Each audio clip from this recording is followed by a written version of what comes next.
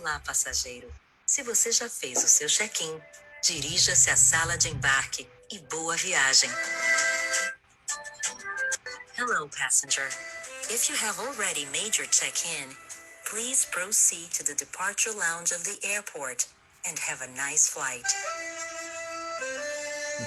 Olá, passageiro. Olá, passageiro. Boa Olá. noite, bom dia para você. Se você já fez o seu check-in, continue aqui conosco. Em Hamamatsu, a capital brasileira do Japão, são 20 horas e 30 minutos. Temperatura amena aqui, 15 graus primaveril. 8 horas e 30 minutos em São Paulo, 17 graus outono no Brasil. Desta sexta-feira, dia 16 de abril de 2021. Obrigado e seja muito bem-vindo a você que nos acompanha sempre que possível às sextas-feiras em lives que produzimos exclusivamente para você e que, de certa forma, ou de uma forma ou de outra, você aproveita as informações para se atualizar de temas que estão no radar e no cotidiano do brasileiro no Japão. Eu, Etsu Ishikawa, e o presidente do Conselho de Cidadãos do Consulado Geral do Brasil em Hamamatsu, Heber Toyohashi, desejamos que todos estejam bem, sem aglomeração, usando máscaras, lavando as mãos com frequência, álcool em gel, enfim, se cuidando e se preservando a sua saúde e a saúde dos outros também. Iniciamos essa live de hoje, que dedicaremos aí a todos aqueles que estão sedentos por uma viagem. A conversa hoje aqui com dois especialistas do mercado de viagens. Toyoharu Fuji, da Century Travel direto de São Paulo, e Arnaldo Shiowaki, da Alpha Inter de Tóquio. São os nossos especialistas do mundo das viagens e que gentilmente aceitaram o nosso convite e que vão estar falando aqui sobre os impactos da pandemia nesse mercado de viagens para turismo, congressos, negócios, visitas a parentes e amigos. Afinal de contas, estamos aí privados dessa liberdade toda desde o início de 2020, né? Toyoharu e Arnaldo, recebam aí as nossas boas-vindas e as boas-vindas do nosso presidente do Conselho de Cidadãos, Heber Toyohashi. Um bom dia a todos, uma boa noite, Brasil, Japão e a todos que estão nos assistindo. Gostaria de dar as boas-vindas ao Toyoharu Fuji, da Century Travel, e o Arnaldo Shiowaki, da Alpha Inter Turismo. Agradeço muito a presença hoje e trazemos aqui um tema muito importante para todos nós que estamos no Japão, pretendemos ir ao Brasil ou ao mundo, do Brasil e do mundo para o Japão, principalmente em época de preparação pré-olímpica. Eu acredito que muitos pretendem fazer essa viagem, sejam atletas, sejam parentes, amigos. Então, hoje nós teremos uma oportunidade totalmente ouvidos, né, aos nossos especialistas hoje aqui presentes, para poder tirar todas essas dúvidas e nos orientar também para quem está pretendendo vir ao Japão ou ir ao Brasil. Então, agradeço muito a presença de vocês e eu conto com vocês. No final, eu gostaria que vocês pudessem deixar o contato de vocês ou o contato da agência de vocês, para que futuramente, né, todos os nossos consulentes, pessoal do Brasil, pessoal do Japão, possam entrar em contato para tirarem dúvidas em relação a viagens e, obviamente, né, receber esse apoio, né, e suporte de vocês. Muito obrigado e estejam bem-vindos à capital brasileira no Japão, Hamamatsu. Obrigado, presidente. Bem, senhores, hoje, dia 16 de abril, é também o dia que se comemora o Dia Mundial da Voz. Eu tenho a plena convicção de que estaremos aí aguardando ou guardando o fôlego, né, e a voz para que em breve a gente possa, num coro só, e numa só voz, dizer: finalmente podemos viajar. E oxalá que esse dia aí esteja próximo, né? Muito obrigado, Toyoharu e Arnaldo, por encontrarem uma brecha na agenda de vocês para nos atender. Toyoharu, é com você. Bom, aí é a noite, né? Nós estamos agora na parte da manhã aqui do Brasil e gostaria de, né, dar uma boa noite a todos os ouvintes aí da página do Facebook do Conselho de Cidadãos de Hamamatsu, e Dr. Ishikawa, o Herbert, o Yohashi, o Arnaldo, né? Apesar de sermos de empresas diferentes, conheço bastante o Arnaldo Shiowaki, da Alpha Inter, e gostaria de cumprimentá-lo também, né? Muito boa noite a todos. Obrigado, Toyo. Arnaldo, boa noite, Arnaldo. Oi, boa noite a todos. Obrigado pelo convite. Gostaria de tentar ajudar no máximo em tirar as dúvidas das pessoas.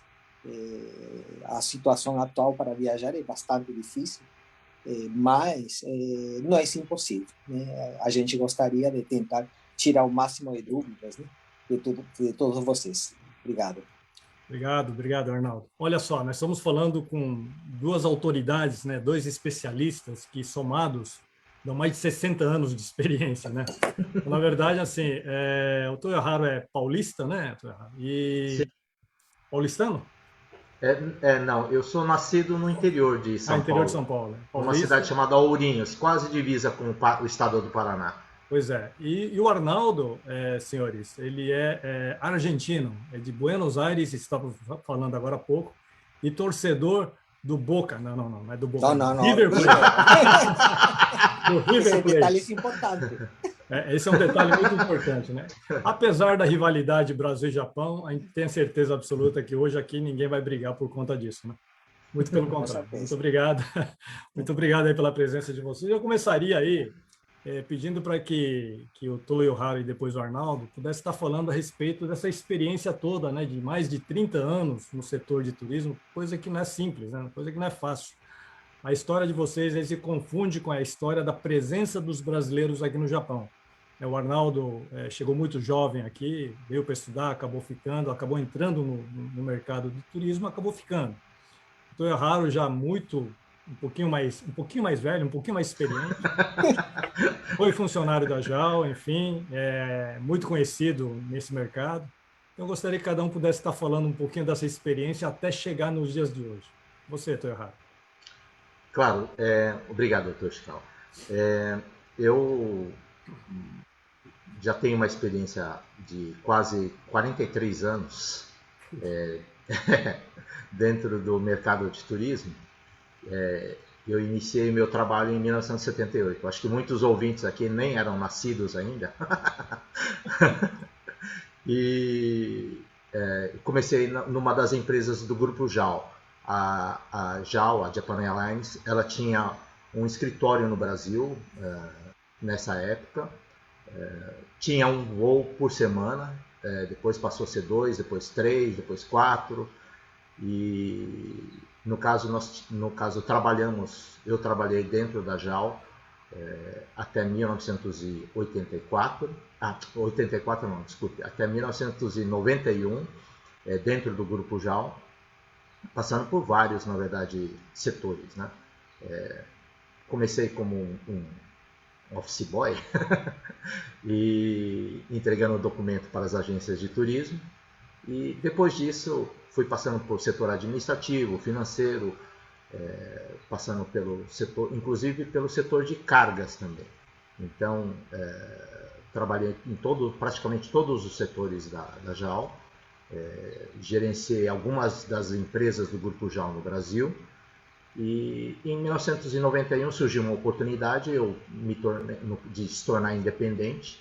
Fui convidado por uma empresa de turismo, no caso o nome dela é Victory Travel. Acredito eu que hoje ela está com uma atuação bastante pequena, e agora na pandemia talvez ela nem tenha mais atividade, mas eu fiquei por 6 meses apenas, né, no caso, porque aí surgiu a oportunidade de eu abrir a minha própria empresa, que é a Century Travel. E no final de 1991, abri a Century Travel, e estou até hoje, no caso. Nós estamos hoje, este ano de 2021, estamos completando exatamente 30 anos de atuação no mercado do Brasil. Iniciamos inicialmente como uma empresa de venda de passagem, e aos poucos nós estruturamos a empresa, contratamos novos funcionários, pessoas que eram qualificadas no mercado, e passamos a trabalhar a partir de, no caso do ano seguinte, a partir de 1993, começamos a trabalhar com excursões para o Japão, e não só para o Japão, mas para o mundo todo. E depois, em 1994, nós passamos, em 95, nós passamos a atender também passageiros e grupos vindos do Japão para o Brasil, e até hoje fazemos esse serviço também. E nesse meio tempo, acho que o pessoal de Hamamatsu conhece bastante, nós montamos também um escritório de turismo na cidade de Hamamatsu, bem próximo aí da estação de trem, da JR, que é a Flight Turismo. Em 1993, em março, nós abrimos a Flight Turismo, e ela se encontra em atividade até hoje. Nós estamos agora num esquema de pandemia, e por isso o escritório nem sempre está aberto para atendimento ao público, mas estamos atendendo através dos telefones da Flight Turismo. Nós estamos já com 28 anos de atuação aí na cidade de Hamamatsu, no Japão, e sempre com bastante credibilidade, com bastante empenho em fazer um trabalho correto e honesto. Aqui no Brasil, inicialmente, claro, eu falei que nós começamos com passagem aérea, mas hoje nós somos uma das empresas líderes em excursões e pacotes terrestres para o Japão e para a Ásia. Nós trabalhamos com o Japão, principalmente, que representa algo em torno de 60% a 70% do nosso movimento de turismo internacional, e o restante seria para a China, Sudeste Asiático, Estados Unidos, Europa, América do Sul. Na verdade, hoje nós estamos na categoria operadora de turismo, que seria uma empresa que produz pacotes turísticos, serviços turísticos, mas a venda não é diretamente ao público. Nós fazemos a venda aos agentes de viagem, os agentes de viagem é que vendem os nossos produtos. Então hoje temos essa atuação, e graças a essa atuação, em 2019, 2 anos atrás, antes da pandemia, nós fomos nomeados pelo Comitê Olímpico Brasileiro como subdistribuidora de ingressos e pacotes turísticos para os Jogos Olímpicos de Tóquio 2020.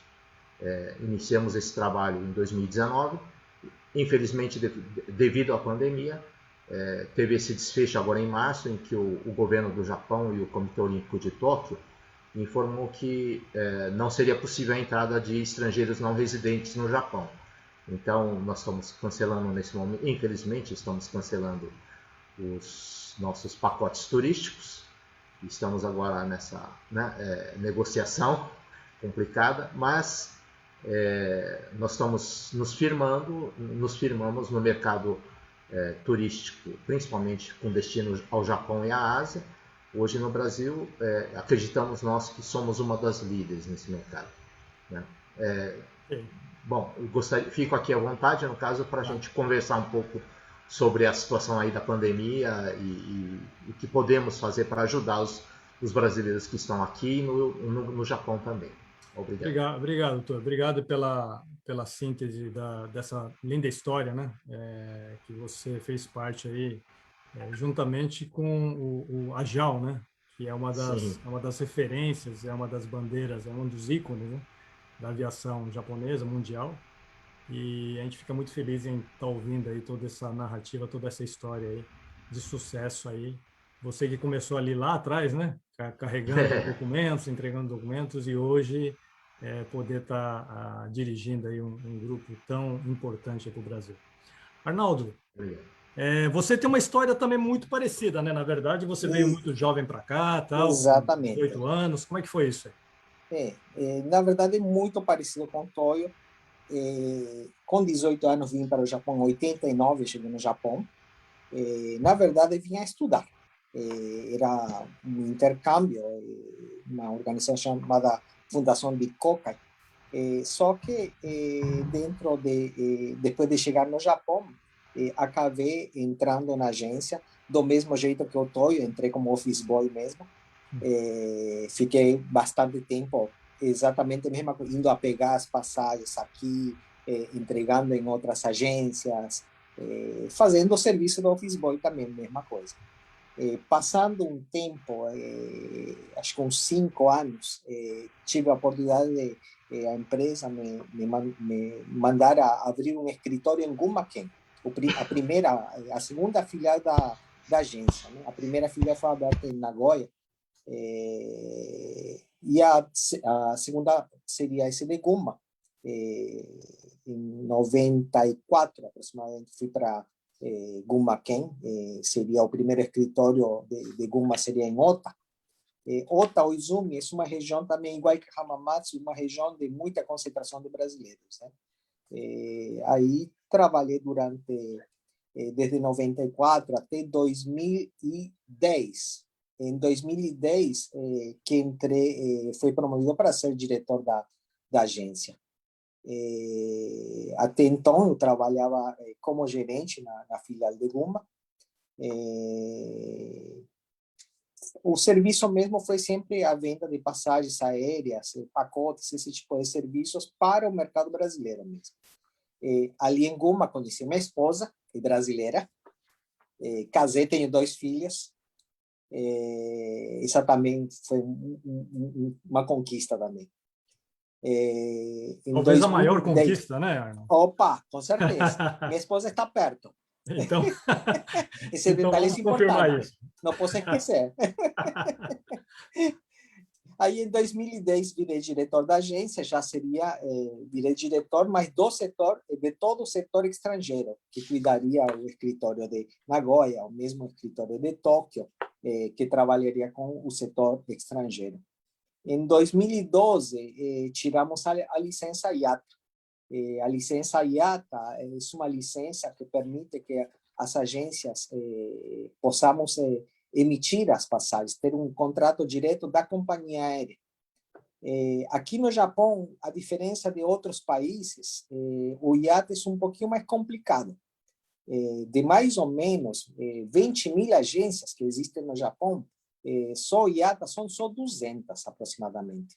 Então, é uma licença um pouco difícil de obter aqui no Japão, economicamente também caro. As restrições que o IATA do Japão dá para poder ter essa licença também é bem rígida, né? Mas conseguimos essa licença IATA em 2012 e agora estamos emitindo as passagens de todas as companhias aéreas que saem daqui do Japão e vão para o Brasil, né?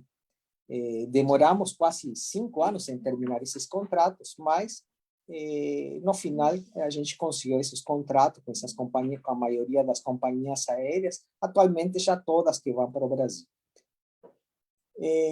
Nosso serviço atualmente dentro do mercado está dividido em setor estrangeiro, que seria o que eu dirijo mesmo, seria estrangeiros, motiram para o destino Brasil, seria a maioria de nossos clientes, mas seria outros, Sudamérica, outros destinos, Peru, Bolívia, Paraguai, outros destinos da Sudamérica, e também estrangeiros da Ásia. A gente trabalha com o mercado filipino, por exemplo, que vai para Filipinas, indianos, Paquistão, Bangladesh, várias nacionalidades mesmo. Isso seria o setor estrangeiros. Aí a gente tem um setor que seria o setor japonês. O setor japonês já trabalha, como o setor japonês, trabalha com japoneses que viajam para a América do Sul. E o setor japonês também está dividido, que seria a venda direta para o cliente e também a venda para as outras agências. São agências, a gente faz essa revenda também. A gente também é operadora aqui no Japão, consolidadora. A gente, dependendo da agência, a gente faz a venda das passagens, a gente faz a venda do serviço lá no Brasil, tipo hotéis, guias, carros. Uma parte que o Toyo também, na verdade, trabalha, né? A gente tem esse contato também com ele. Bom, realmente, né, a gente tem uma parte parecida aí desde 2010 que virei diretor aqui na agência e a gente trabalha e tenta fazer o melhor possível, né, aqui dentro desse mercado. A gente acredita que, pelo menos, né, como o Toro falou também, a gente faz o melhor que dê para fazer. O importante é ser honesto mesmo dentro desse mercado, para poder sobreviver por bastante tempo, né? Ser bom temporariamente, muitas agências têm essa chance, mas estar tanto tempo, a gente está desde 79, a empresa mesmo foi inaugurada em 79, eu entrei em 89, 10 anos após de ser inaugurada a empresa.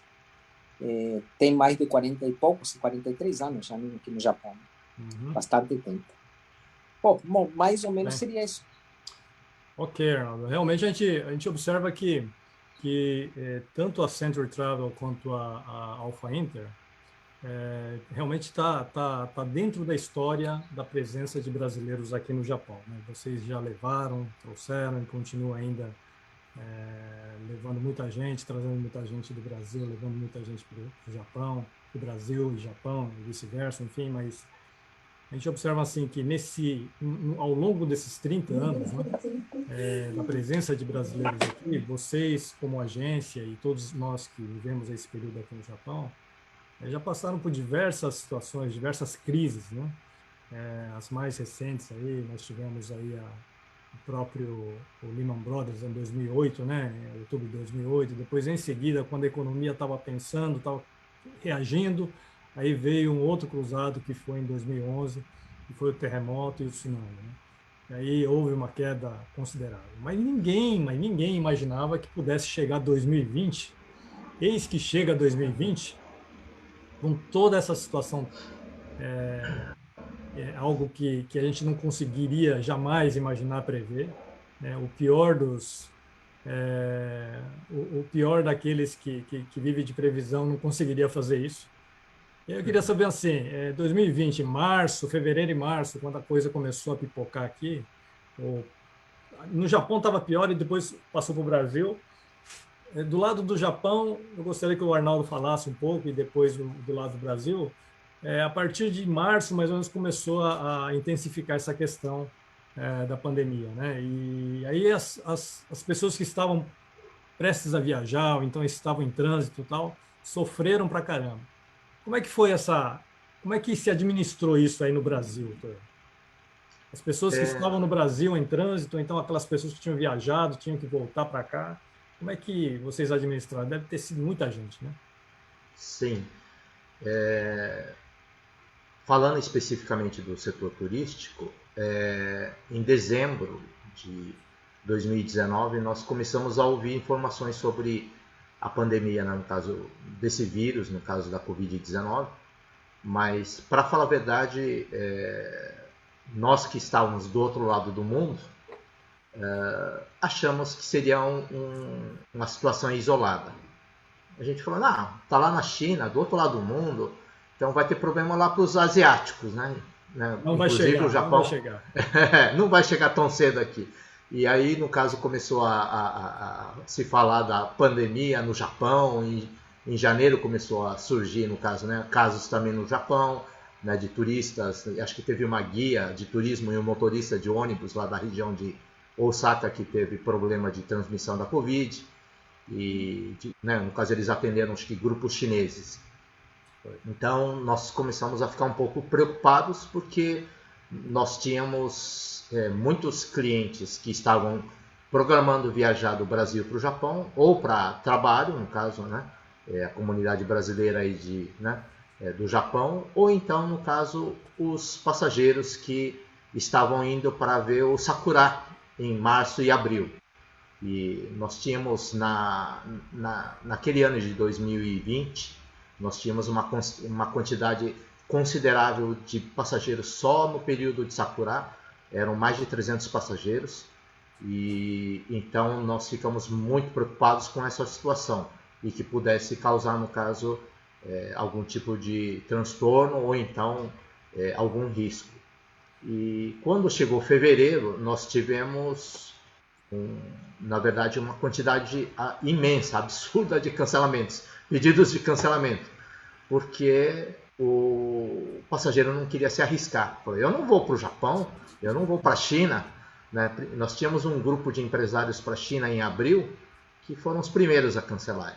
Eles tinham, no caso, uma missão empresarial e que tinham, né, no caso, visitas técnicas a algumas empresas da China, e foram os primeiros a desistirem. Aí depois os passageiros de Sakura começaram a desistir.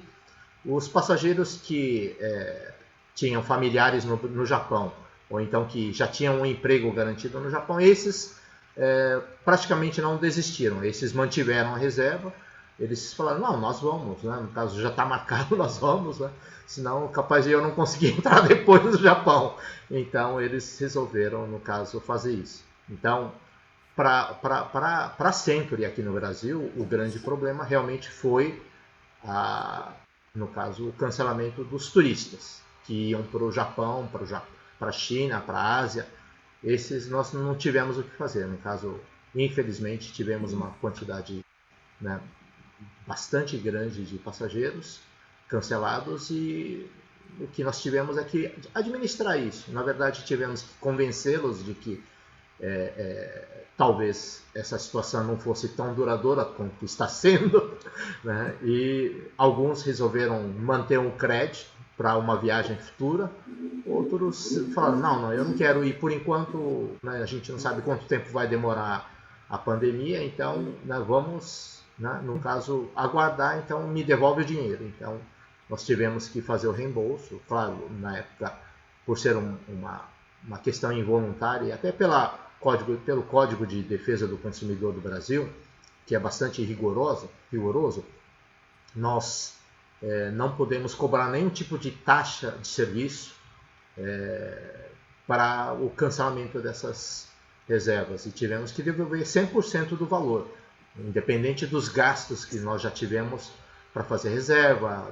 Fizemos depósito nos hotéis, pagamento de serviços antecipados, aqui no Japão, na China, no exterior. E, inclusive tem até dinheiro que até hoje, em 2021, esse dinheiro está preso aí no Japão, no caso, porque as operadoras mantiveram um crédito conosco, as empresas de turismo do Japão mantiveram um crédito conosco, não a devolução do dinheiro em si. Então, a pandemia no trouxe Japão, esse tipo de... Uhum. trouxe esse tipo de problema, Tiração. Entendi. No Japão, Arnaldo, acho que o fenômeno igual aconteceu, mas talvez um pouquinho depois, né? Eu me lembro que em março do ano passado, indo para o Brasil, os japoneses falaram, não, aqui está pior, lá não tem problema, né? Então vai, né? Aí a gente foi para o Brasil e chegou, parece que chegou junto, né? E acho que foi exatamente nesse período, vocês devem ter sofrido a beça também nesse período, né, Arnaldo? Sim, exatamente. O nosso, justo o ano passado estava viajando a negócios, em fevereiro, final de fevereiro, estava na Colômbia. Quando viajei final de fevereiro para a Colômbia, eu falei para o pessoal do escritório, que bom que a gente trabalha com Sudamérica, que bom que a gente trabalha com o Brasil, não tem influência nenhuma. Falei desse jeito e viajei. Voltei em março, no começo de março já estava uma bagunça.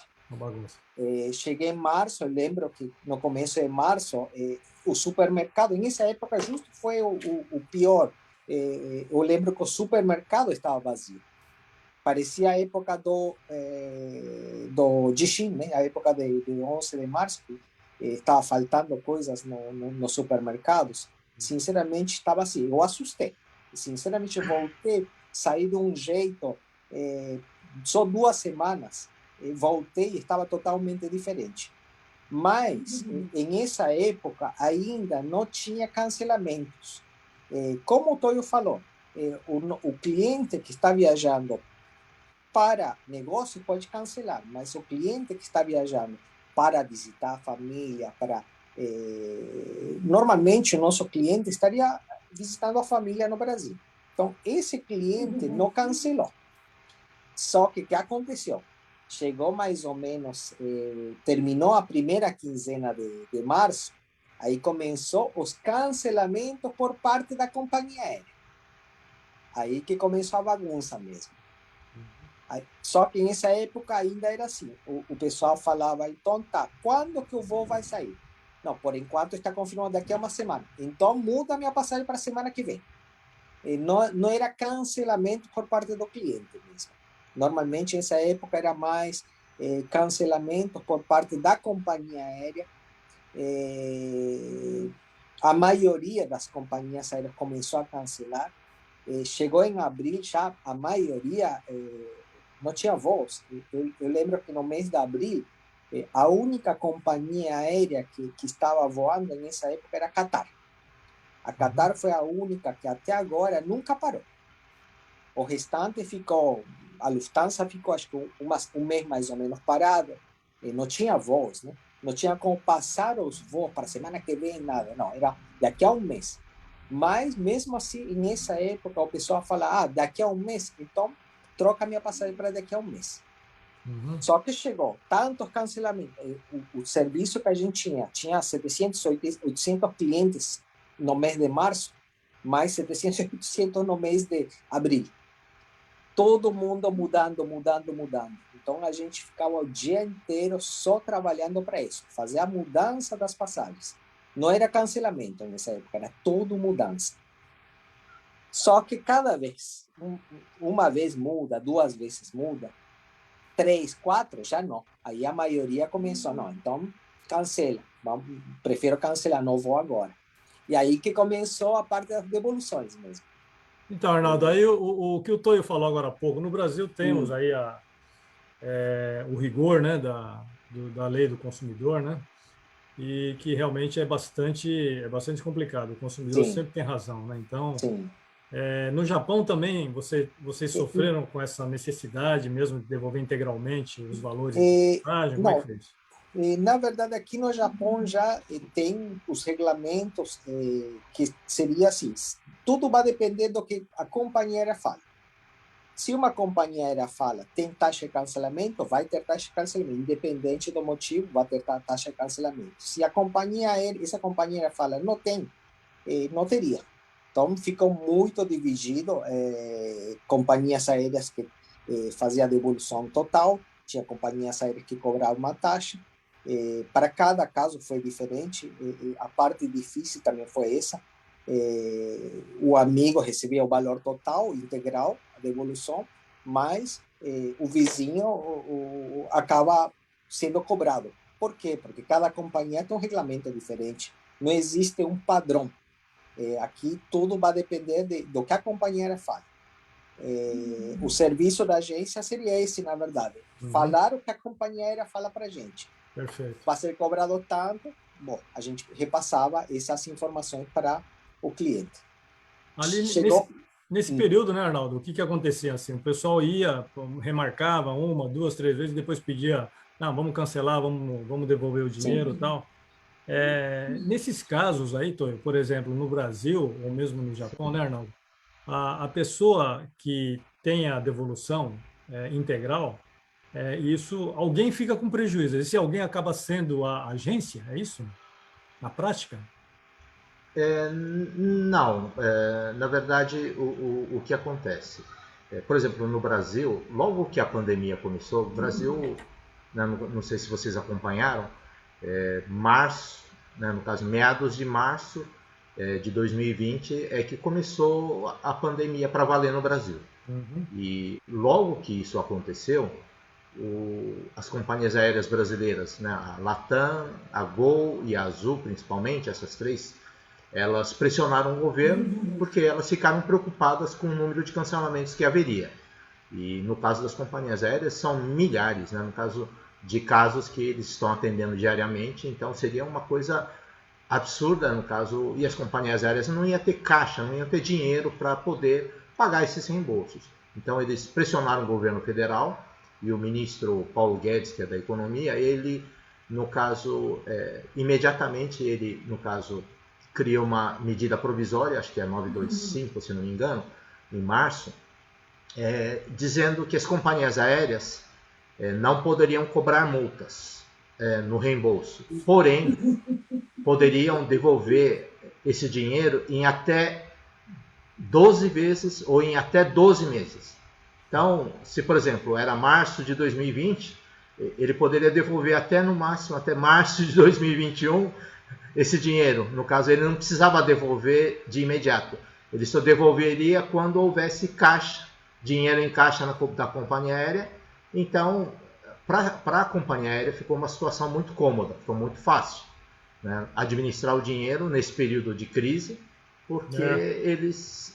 agora o problema foi para nós, empresas de turismo, porque as agências que estão em contato direto com o passageiro, os passageiros ficam desesperados. É um dinheiro que ele tinha poupado para comprar uma passagem para ir para o Japão, né? Ou então um familiar do Japão pagou para que o passageiro pudesse viajar para o Japão, e esse dinheiro ficou parado, ficou represado, e ele não quer saber disso, não quer saber se o governo cria uma medida provisória ou não.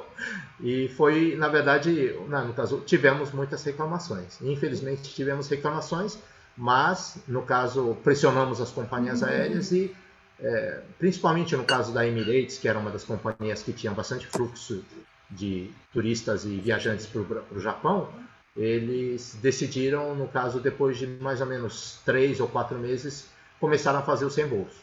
Então, com isso se resolveu o problema, mas no início realmente todo mundo ficou apavorado. No Japão também aconteceu isso, Arnaldo? Bom, no Japão foi um pouquinho parecido, só que no Japão a gente no começo, o que escolheu? A gente escolheu, então, não esperar o reembolso das companhias aéreas e começar a reembolsar. Então, eu lembro que só no primeiro mês tinha mais de 100 milhões de ienes de devolução. E desse valor, acho que 80% a gente não tinha nenhuma devolução por parte da companhia aérea. Também não tinha nenhuma segurança de que eles iam fazer ou quanto tempo eles iam demorar. A gente pega o regulamento de cada companhia aérea. Nesse momento, pior que até esse tipo de regulamento mudava semanalmente. Hoje falava, caso queira devolução, desconta tanto. Passava uma semana, não, vai ser tanto. Passava mais 2, 3 semanas e já era diferente o regulamento. Tinha companhias aéreas que só aceitavam, por exemplo, fazer mudanças, não aceitava fazer devoluções. Até tenho algumas companhias aéreas que ainda passou mais de um ano e ainda não fizeram a devolução para a gente. Só em esses valores, acho que tinha uns 10, 12 milhões mais ou menos. Mas significa o que, Arnaldo? Que a companhia não devolveu, mas vocês já devolveram para o passageiro? No primeiro mês, segundo mês, terceiro mês, a gente fez todas as devoluções. Olha só, é porque tem uma ouvinte nossa aqui, a Ivone Sagara, e ela diz que gosta muito do atendimento da Alpha Inter. Acho que vocês devem ter devolvido o dinheiro para ela. Deve ser. Aí tem o pessoal lá de Iguaçu também, de Foz do Iguaçu, a Silmara, né? Vieira, que está nos assistindo aqui, manda um abraço a vocês. Enfim, bom, brincadeiras à parte, na verdade, o grande prejuízo já foi logo no início, né? Sim.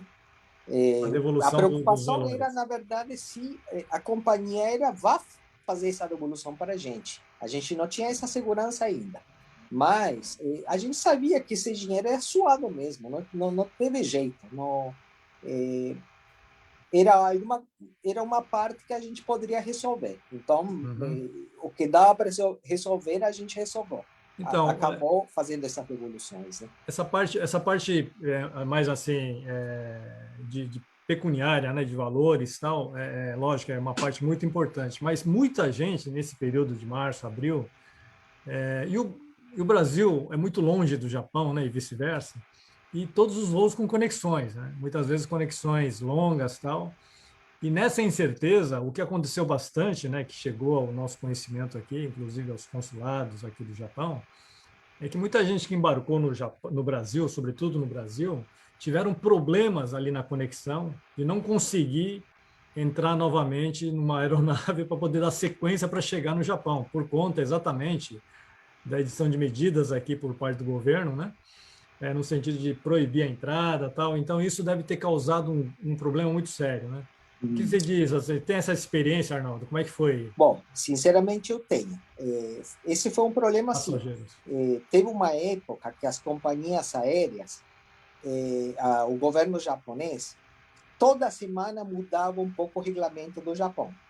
Só que esses tipos de regulamentos parece até uma pegadinha já. Você tem que ler letra por letra o que quer falar.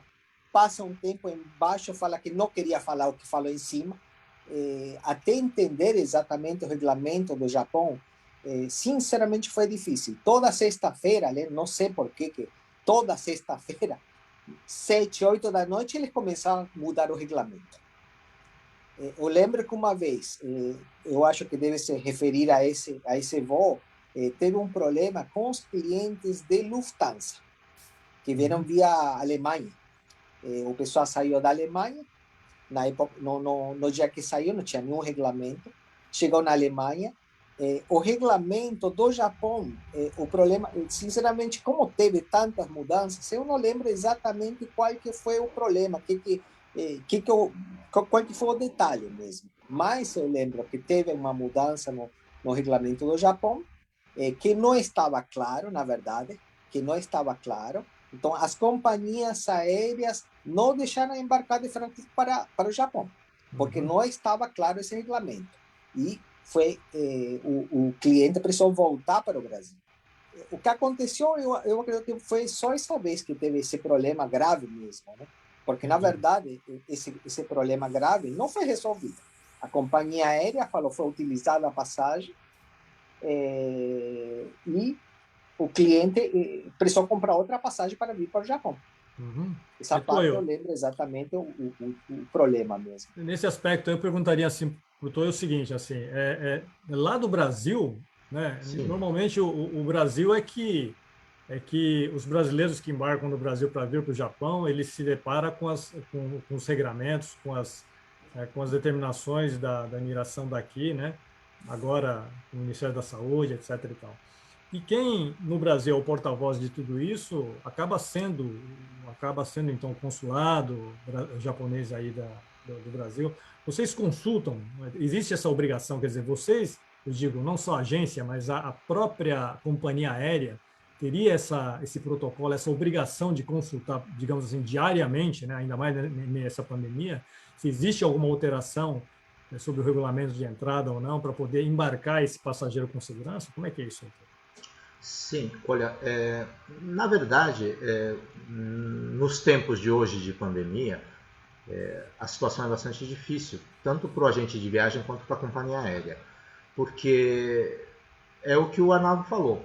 A cada momento, os governos mudam os protocolos, as exigências, e a gente fica sem saber muito, no caso, o que é certo ou o que é errado.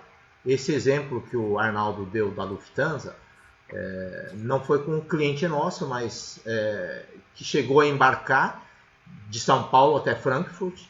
Chegando em Frankfurt, como o Japão tinha alterado o regulamento de entrada dos vistos de reentrada, o passageiro teve que voltar para o Brasil. Ele foi devolvido para o Brasil, perdeu essa passagem e teve que comprar uma passagem aérea nova, né? Então, ocorre esse tipo de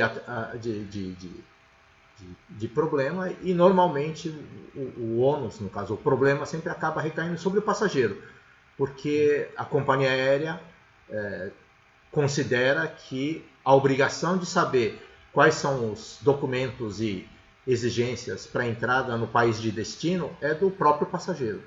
Ele vai embarcar e no momento do embarque, por exemplo, nesse caso do passageiro da Lufthansa, ele estava permitido a entrar no Japão. Só que no meio do caminho mudaram a regra e ele foi mandado de volta e teve que comprar uma outra passagem. Então, isso acontece às vezes. Então, da nossa parte, como agente de viagem, imagino que da parte do Arnaldo também, a gente constantemente está consultando, no caso do Japão, com destino ao Japão, o consulado do Japão, a embaixada, nós também temos, né, no caso, vemos sempre o site do Ministério das Relações Exteriores do Japão, o Gai Musho, o MOFA, né, que é o site do governo, né, no caso do Ministério das Relações Exteriores, para saber se existe alguma alteração recente.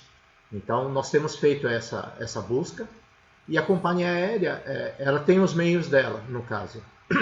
Talvez não sejam os mesmos que os nossos, mas como ela voa para o mundo todo, então ela deve estar se atualizando. Acho que deve ter hoje um departamento dentro das companhias aéreas que checam diariamente, no caso, as exigências ou mudanças nas exigências de cada país. Então, ele tenta se atualizar o melhor possível. Sim, a gente começa a observar assim, os índices, né, de infectados no Brasil, é algo aterrorizante, né? Mas, enfim, isso tudo começou em fevereiro, março do ano passado, e até os dias de hoje nós tivemos esses índices muito parecidos, né? Sobe, desce, normalmente fica num platô lá em cima, e essa situação refletida também no seio aí do mercado de turismo também, acredito que caiu bastante, realmente muita gente não viajando, só viajando por uma necessidade, mas existiu nesse período de março do ano passado até março agora desse ano, nesse período de um ano, um momento que vocês pudessem falar assim, puxa vida, está melhorando, ou então esse mês foi melhor, existiu isso, ou como é que é a situação, você, Arnaldo? Bom, sinceramente, chegou uma época, por exemplo, foi no mês de novembro, não, na verdade, em julho, agosto, começou a dar uma melhorada, porque eu lembro agora, o mês de abril, por exemplo, a gente só vendeu 40 e poucas passagens em um mês inteiro. 40 passagens para a gente é quase nada, porque normalmente vende mais de 1.000 passagens por mês.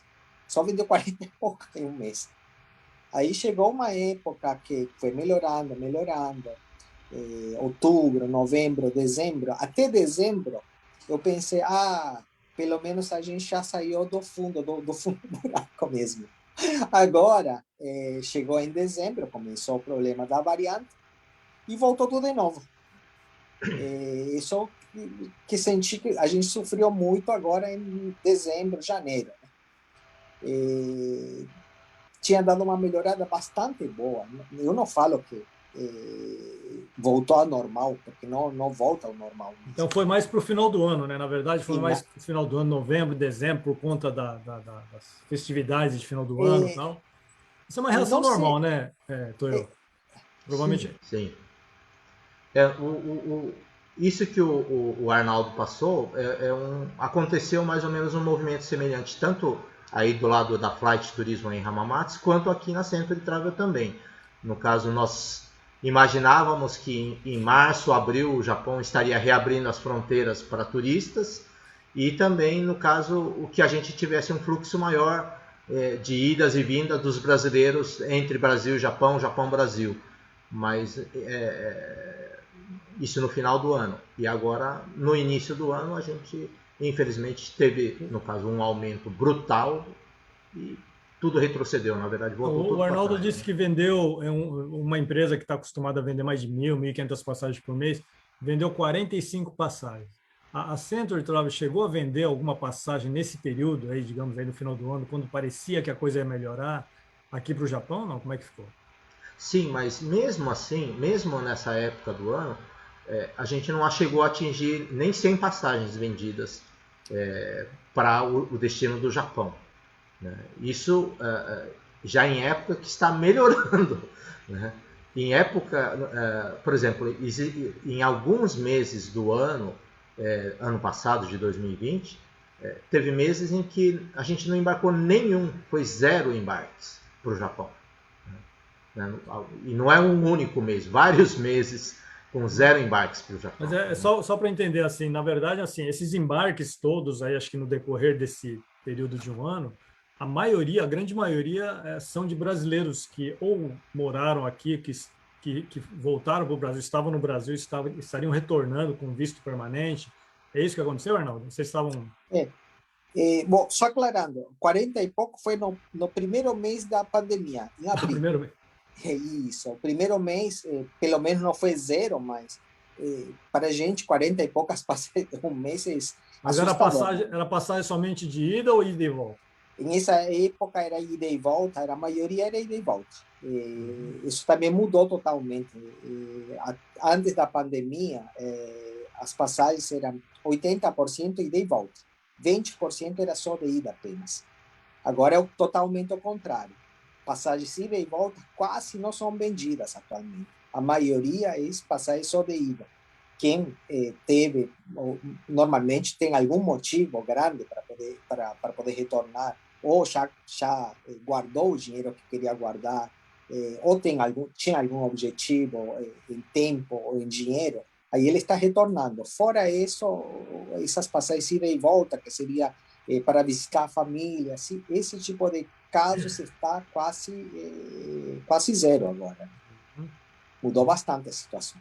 Mas, Toyo, para quem principalmente viaja, sai do Brasil aqui para o Japão, você tem muitas preocupações com o passageiro. Agora, nesse período, dobrou, né? Na verdade, você tem que pegar o passageiro, quase que catequizá-lo. Olha, o procedimento lá na chegada vai ser assim, assim, assado. Quer dizer, o passageiro já entra em parafuso, né? Que tanta informação, tanta coisa para ele poder fazer logo de chegar, né? Aquela expectativa se vai dar tudo certo. Numa situação normal, chegar, por exemplo, com qualquer conexão, seja Europa, seja Estados Unidos, tal, já é um estresse muito grande. Imagina, então, chegando no Japão com tantas coisas, com tantos procedimentos e protocolos para fazer. Aí no Brasil, do lado do Brasil, vocês têm que pegar os funcionários, aliás, não só os funcionários treinados, mas assim, os passageiros, e explicar assim a cartilha, como é que tem que ser feito. Foi feito esse trabalho? Ou está sendo feito ainda esse trabalho? Está sendo feito, né? E principalmente porque os protocolos, os regulamentos de entrada e mesmo no trânsito tem mudado bastante. Tanto é que, da mesma forma que o Arnaldo, aí na Alpha Inter, a Century Travel e a própria Flight Turismo também, hoje as companhias aéreas que mais utilizamos são a Qatar, via Doha, e a Lufthansa via Frankfurt, porque são as duas companhias aéreas que praticamente não pararam no caso, né? No caso, a Lufthansa teve uma pequena parada, mas excluindo esse período de parada, pequena parada, eles também continuaram praticamente voando o ano todo.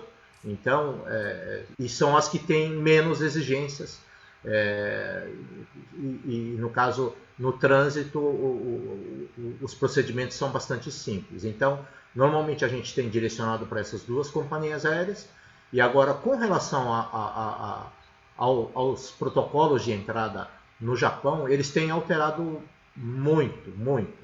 Né? No caso, isso tem complicado bastante. Então, além de a gente estar tendo que atualizar, no caso, os nossos funcionários, para o passageiro também. Muitas vezes a gente passou uma instrução, passado alguns dias a gente tem que ligar de novo, porque mudou. Falou assim, olha, você vai viajar tal dia, olha, mudou a regra, agora tem que fazer isso. Né? Agora, por exemplo, nós temos a regra dos 14 dias de confinamento, no caso de quarentena, quando o brasileiro chega no Japão.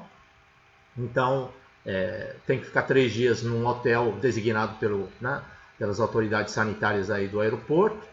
E depois de passados 3 dias, ele faz um novo exame PCR e ele tem que, no caso, se der negativo, ele é encaminhado, ele é liberado para ir para casa. Atualmente está assim, atualmente está assim, então?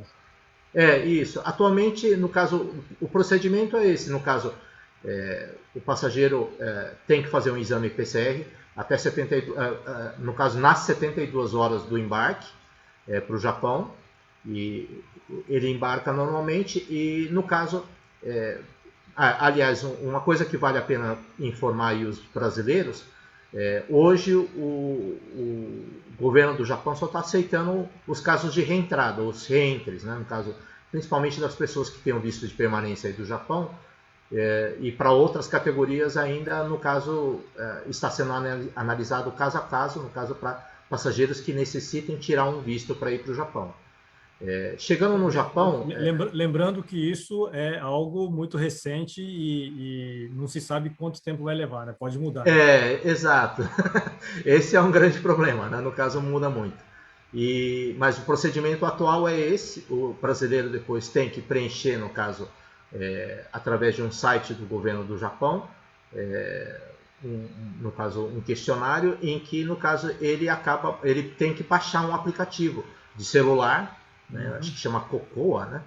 E esse aplicativo, no caso, ele fica instalado no celular e ele ganha um QR Code.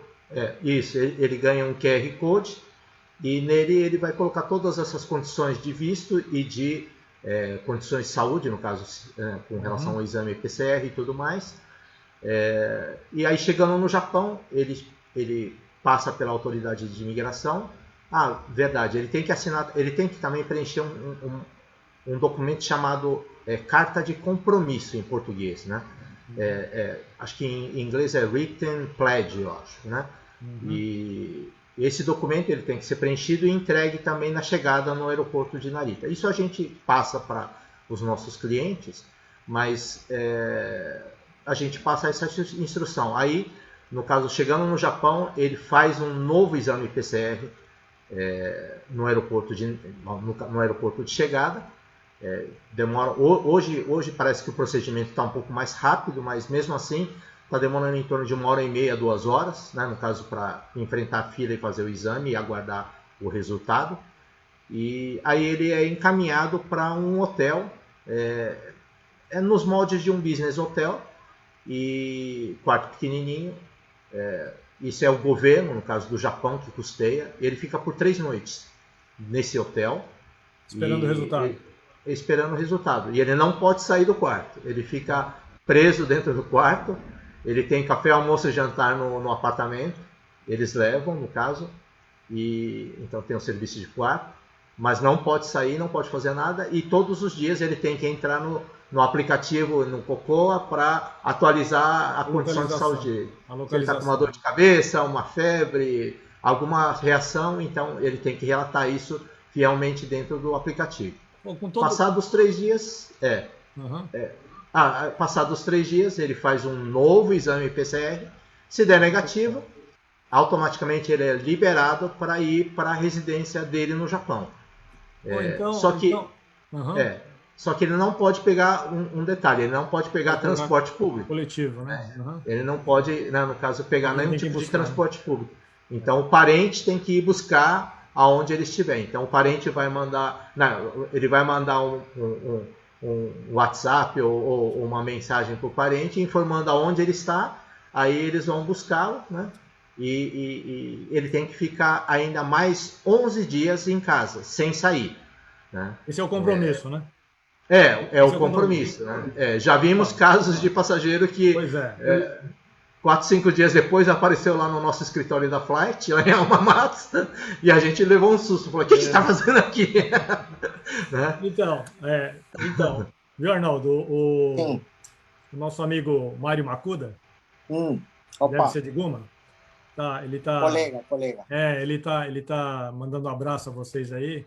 Dizendo que a Alpha Inter, desde o início da pandemia, sempre prestou um atendimento excelente aos clientes, na assistência total. Aí eu fico pensando, nessa situação que o Tô relatou, da pessoa sair do Brasil, chegar aqui, normalmente o brasileiro, mesmo aquele que já está acostumado, ele quer uma assistência no aeroporto, né?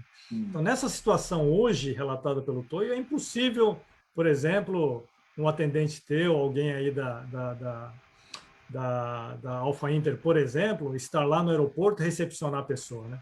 Não tem esse contato. Não tem como. Não tem como. Não teria como. A única coisa que a gente faz é mandar toda essa informação. Manda picadinho para o pessoal não assustar com tanta informação. Porque tem que mandar prestação. Mesmo.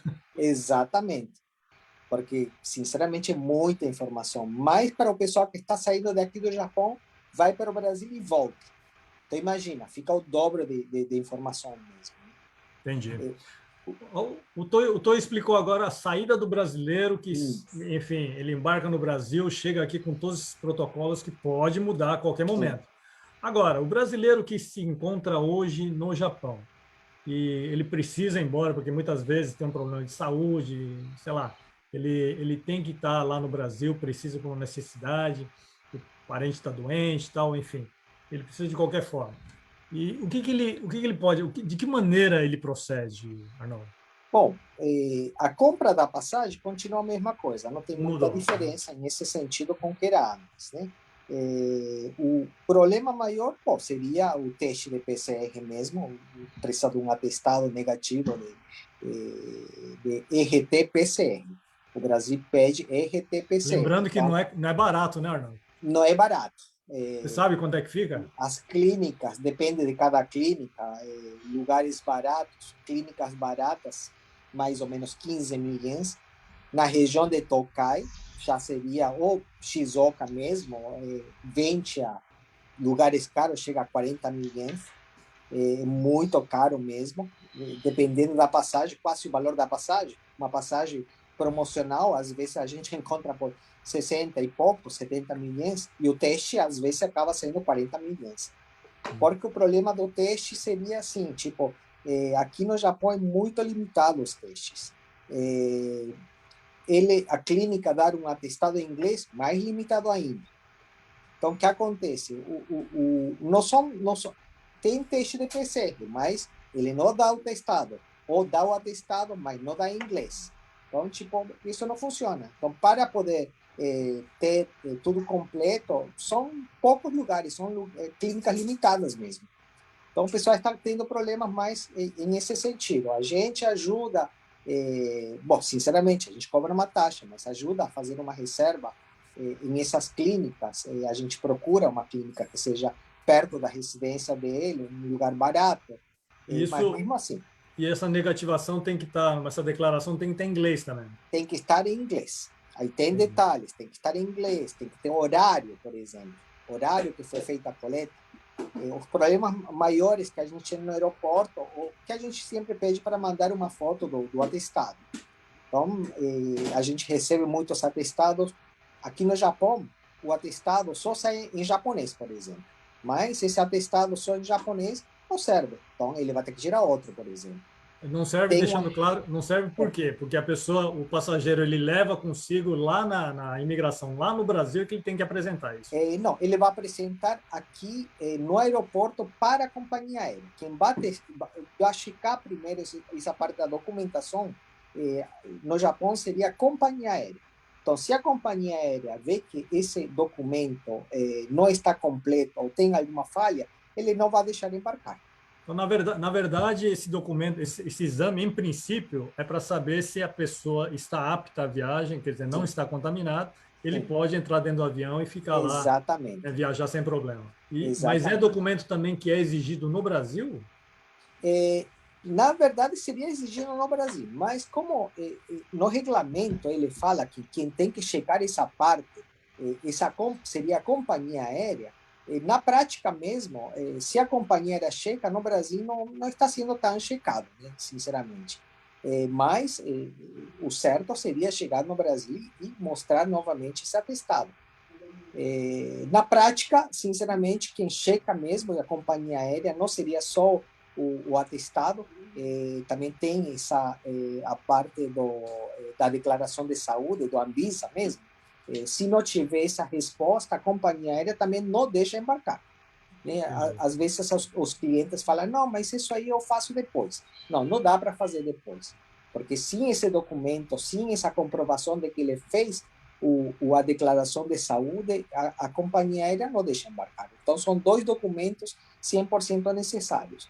O atestado negativo de RT-PCR, além, também não pode ser só PCR, que no Japão, sinceramente, ele não tem nenhum padrão para dar esse documento.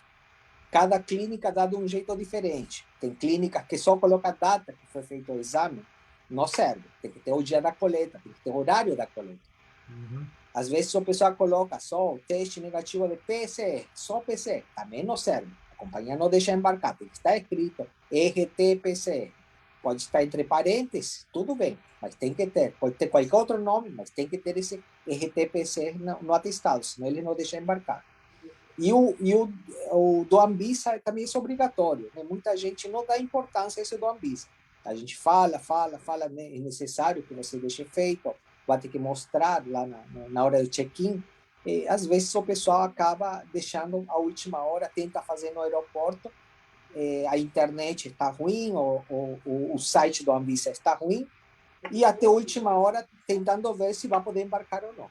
Então, uma dica grande seria, esses dois documentos têm que estar 100%, senão poderia ter problemas na hora do embarque. Senão, bom, uma vez embarcado, ali no percurso, ali na conexão, hoje a gente tem companhias aí, vocês falaram aí que o Qatar nunca parou, né? Foi direto, Sim. a Lufthansa deu uma paradinha, mas continuou, são as duas companhias aéreas que voam com frequência, né? Direto para o Brasil e vice-versa. Chegando nesse meio do caminho aí, tem algum problema, não? Tem um problema, por exemplo, qual que é o problema que a gente está tendo atualmente via Alemanha? Via Alemanha, atualmente, a Alemanha também quer um atestado. Esse atestado seria, além, 48 horas antes de chegar na Alemanha. Dentro de 48 horas. O voo demora 12 horas sem chegar do Japão na Alemanha. Então, de 48 horas, tira 12 horas, 36 horas aproximadamente, só vale por 36 horas. Né? 36 horas antes do embarque do Japão. Dentro das 36 horas antes do embarque do Japão. Então, quer dizer, um dia antes ele tem que fazer o exame. Um dia antes. E dependendo no Japão, não sai um dia antes. Então, chegando no Brasil, tem algum problema, não? Como é que Não, tá a entrada? não tem nenhum problema. É exigido a apresentação do resultado negativo do exame PCR, mas fora isso, né, no caso, não existe nenhum tipo de quarentena que o passageiro tenha que cumprir. Hoje, na verdade, existe já na verdade, a restrição de entrada de algumas nacionalidades, mas não é o caso, claro, do brasileiro. Né? No caso do brasileiro, ele está retornando ao país, então ele não tem nenhum problema, mas ele recebe uma orientação por parte, né, no caso da Polícia Federal, na entrada na imigração do Brasil, que se sentir algum sintoma ou tiver algum problema, para reportar imediatamente, né, no caso, a autoridade sanitária. Mas, fora isso, não existe nenhuma exigência ou dificuldade para os brasileiros. Agora, para os estrangeiros, no caso, algumas nacionalidades não estão sendo aceitas aqui no Brasil. Entendi. Agora, a gente pode considerar, então, que as rotas hoje, como opção do brasileiro viajar, principalmente o brasileiro que está aqui no Japão e precisa retornar para o Brasil, precisa viajar para o Brasil, seria Qatar ou então a Lufthansa via Alemanha, né? Muito provavelmente. Essa seria... Atualmente, o pessoal utiliza muito Qatar, utiliza muito Lufthansa, utiliza muito Emirates também. E qual a taxa de ocupação hoje? Vocês saberiam me dizer assim? 30%, 40%, 50%, enfim? Segundo as companhias aéreas, isso aproximadamente, dependendo do trecho, 30% a 40%. Mas existem trechos que eles falam quase 70%. A Emirates, outro já falou 70%. Falei, está bastante lotado o voo. Pois é. Tá, essa é uma Brasil, pode falar. Do Brasil para o Japão, também ocorre uma situação semelhante ao que o Arnaldo falou. Mesmo em época de pandemia, tem voos que estão com mais de 50% da capacidade. E por que está ocorrendo isso? É que, na verdade, diminuiu bastante o número de voos do Brasil para o Japão. Então, como reduziu, mesmo tendo um número reduzido de passageiros que estão viajando para o exterior, os voos estão mais cheios porque tem menos voos. Então, todo mundo se concentra naqueles aviões que estão voando regularmente. Então, é o que acontece. Normalmente, as companhias aéreas, elas costumam manter o distanciamento social dentro dos aviões também. Normalmente, logo de início, eles começam a fazer uma marcação, por exemplo, de assento, para quem não são familiares que estão viajando juntos. Se é passageiro individual, eles vão sempre pular uma cadeira. Coloca um passageiro, pula uma cadeira, marca assento de um outro passageiro. Mas isso enquanto o voo está vazio. A partir do momento que começa a entrar mais reservas, por mais que exista a pandemia, a companhia aérea, por questões econômicas, lógico, financeiras, ela não vai recusar passageiro. Ela vai aceitando passageiro né? Até lotar o passageiro. Já houve casos, não para o exterior, mas aqui dentro do Brasil, que passageiros nossos, clientes nossos, viajaram e o voo estava 100%. Voo nacional. 100%. Né? 100%. Quer dizer, a gente pode considerar que a companhia aérea, no princípio, em princípio, ele observa a situação e fala, não, vamos tentar alocar as pessoas com certo distanciamento, aí vai sendo vendido, tal, vai chegando, até aí vai para o espaço qualquer planejamento de tentativa de distanciamento social, é isso, né? Na verdade, o distanciamento é só pela quantidade de passageiros que não viaja tanta gente, né? Nesse sentido, tem companhias aéreas. A Qatar, por exemplo, tem voo diário, e o voo não está lotado. Então, nesse sentido, já tem um distanciamento social, mas não é que a companhia aérea está trabalhando para isso. Agora, a entrada de voos do estrangeiro para o Japão, ele está limitado. Está limitado a 100 passageiros por voo agora, atualmente. Quantos passageiros? 100 passageiros por voo. Então, cada voo, como atualmente para entrar no Japão, ele está com bastantes problemas, tipo, eles têm que fazer o exame, tem que fazer checar se ele tem um aplicativo, o cliente tem que preencher documentos, todo esse tipo de problemas, ele faz que tenha o governo japonês não possa atender muita gente. Então, o que eles fizeram?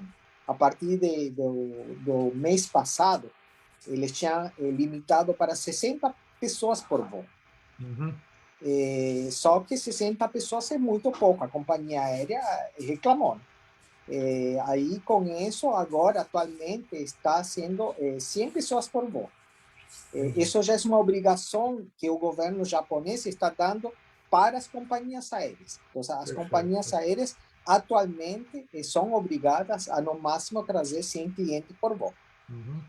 Então, já uma pergunta aqui, a Adriana Sugino, que é a nossa secretária executiva, ela pergunta se as pessoas vacinadas no Brasil, os idosos, né, que já vacinaram, porque aí já começou, né, tem muita gente já com seus 65, 60, deve dar na fase 65 agora? Mais ou menos 65, isso. Aqui em São Paulo, 67. Já poderiam entrar no Japão sem ter feito o exame de PCR, ou então se exige, mesmo com a vacina. Mesmo os vacinados são obrigados a fazer o exame RT-PCR e tem que estar negativo, tem que apresentar ele negativo, independente de estarem vacinados ou não, porque isso é uma informação científica, mas tem muitas vacinas, quer dizer, nenhuma das vacinas ela tem a garantia, a eficácia de 100% para a imunização da pessoa. Então, mesmo ele tomando a vacina da Pfizer, da AstraZeneca ou a Coronavac, ela não está 100% imunizada, ela está com a maior resistência para evitar receber, no caso, contrair o vírus. Então, mesmo tendo vacinado, a pessoa pode contrair o coronavírus. Só que o que acontece é que quem está vacinado geralmente não tem reações fortes. Vai ter uma febrezinha, vai ter, né, no caso, uma tosse, né, no caso, uma dor muscular, mas só isso. Perfeito. Agora, mas não está imune a contrair o coronavírus. Entendi. Então, o exame RT-PCR, ela será obrigado a todos, mesmo para os vacinados. O exame, a sigla correta é isso mesmo, né? RT-PCR. RT-PCR, eu falei PCR porque era mais fácil, mas o nome correto é RT-PCR. E o Arnaldo falou que no Japão é complicado, né? Excluindo a cidade de São Paulo, no Brasil, em todos os outros lugares do Brasil, também acontece a mesma coisa.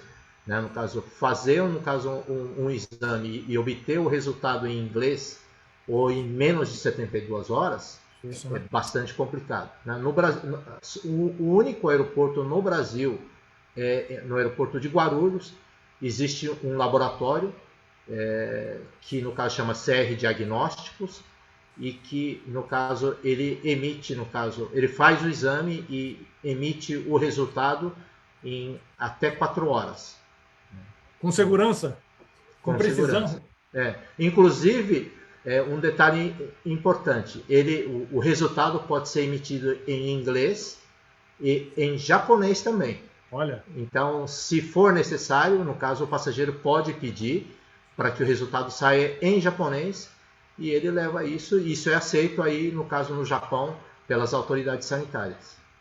perfeito. É uma comodidade. É uma comodidade, e principalmente para o brasileiro, que sempre deixa para a última hora, né? Então, E falando de custos, eu até levei um susto quando o Arnaldo falou do custo do exame PCR aí no Japão. Aqui no aeroporto de Guarulhos o custo é de R$350. olha. Bom, Comparado com o Japão, sim. é nada. Verdade, É muito barato. No Japão, nos aeroportos, está aproximadamente 30. Ele abaixou bastante, mesmo assim está em torno de uns 30 milhões, 300 dólares. É muito então, caro. Aqui, R$350 dá 7 mil ienes. É muito barato em relação a Ainda isso. com relação às rotas, de viagem Brasil-Japão, Japão e Brasil, temos uma pergunta aqui da, acho que é Takizawa, né? Takizawa-san, Takizawa Mie, se não estou enganado.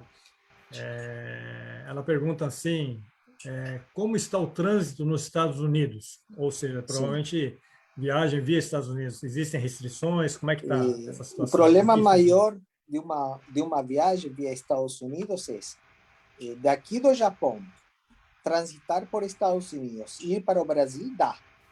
Se compra uma passagem de volta, não vai poder voltar via Estados Unidos, porque Estados Unidos não permite, né, atualmente a entrada de pessoas que estiveram no Brasil.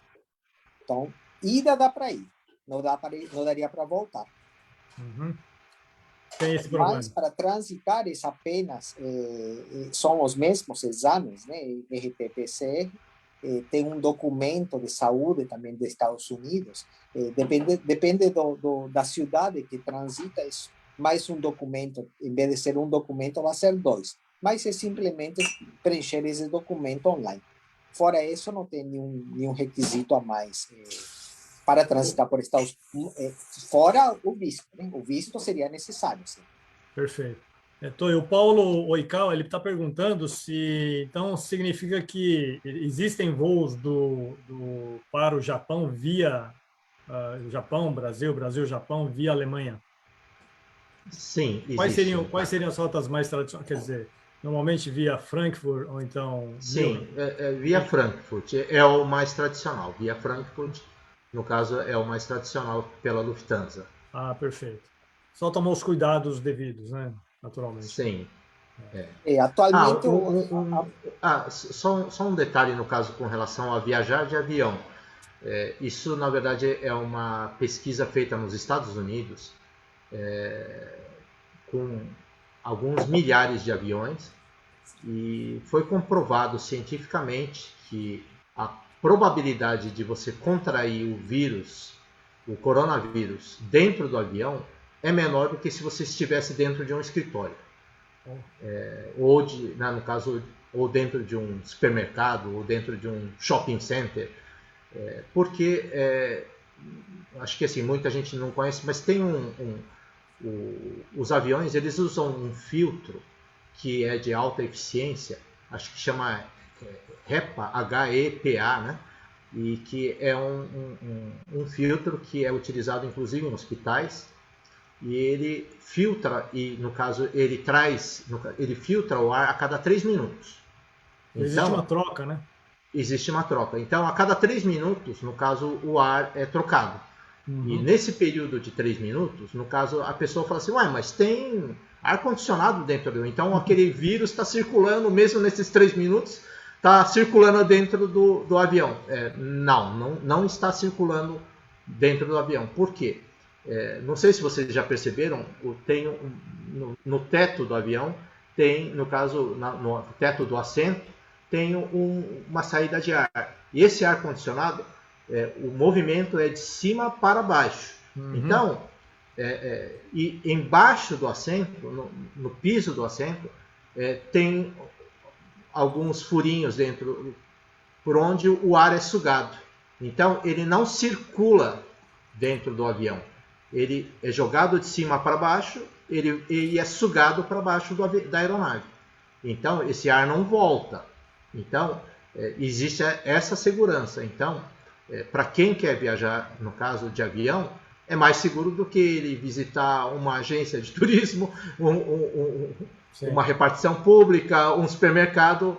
Ele corre mais risco de contrair o coronavírus num desses lugares do que dentro do avião. Imagino. O Rafael, Toyo, Sim. o Rafael André, ele está perguntando se nesse momento o consulado, ele está falando consulado brasileiro, mas eu acredito que deve se referir ao consulado do Japão no Brasil, porque em seguida ele pergunta porque não está podendo, não está sendo possível ele trabalhar aí no Japão, né? Então, sim. se o consulado japonês aí do Brasil, se eu tiver certo na pergunta, ele está funcionando regularmente para visto? Tá funcionando regularmente para visto. Porém, como existe a questão da pandemia, você tem que entrar em contato previamente com o consulado ou, no caso, entrar em contato com a Century Travel para que a gente possa agendar, no caso, a solicitação do visto dele. Porém, o consulado hoje ele está com bastante restrição com relação à aceitação desses pedidos. Então, normalmente, neste momento, pelo menos, ele está restringindo e praticamente não está aceitando pedidos de visto. Devido à situação dessas novas cepas, né? No caso, variantes do coronavírus que estão aqui no Brasil. Então, existe restrição. Arnaldo, isso é provavelmente mais uma opinião, né? O Paulo pergunta novamente aqui. O que vocês acham, assim, se existe alguma possibilidade, uma probabilidade de cancelamento de voos regulares, né? Hoje funciona Qatar, repetindo aqui, Qatar e Lufthansa, mas se haverá, de repente, dependendo do agravamento de toda a situação, poderia haver um cancelamento provisório. Bom, na verdade, nada dá para ser garantido atualmente. Nunca a gente vai poder falar 100% todos esse voo vai sair, se o voo não vai ter problema. Esse tipo de coisa está super difícil atualmente garantir. O que eu posso falar seria o seguinte: a Qatar foi a única que até agora não cancelou nenhuma vez os voos. Dentro da pandemia, na época que a gente vendia 40 e poucas passagens, 45 passagens por mês, eles estavam operando. Era um voo por semana, 2 voos por semana, mas estavam operando. Então, a probabilidade deles cancelar o voo, eu acho mínima, né? Mas nada impede que tenha algum tipo de cancelamento. Agora, eu fico mais preocupado, na verdade, não do trecho daqui do Japão para o Brasil. O contrário, Brasil e Japão, ele está atualmente já tendo várias restrições, né? Por exemplo, o voo via França, São Paulo, França, Japão, atualmente ele não pode trazer passageiros, não pode colocar passageiros de São Paulo para Paris, um exemplo. O voo da Turquia, Turkish, mesma coisa, ele não pode colocar passageiros de São Paulo para Istambul. Então, teve uma época agora, no mês de fevereiro, que a Emirates parou os voos de São Paulo, mesma coisa, não colocava passageiros de São Paulo para Dubai. Dubai e São Paulo estava com passageiros, só que São Paulo e Dubai não poderia trazer passageiros porque o governo de Dubai não permitia. Então, esse tipo de problemas, atualmente, dentro da pandemia, tudo pode existir.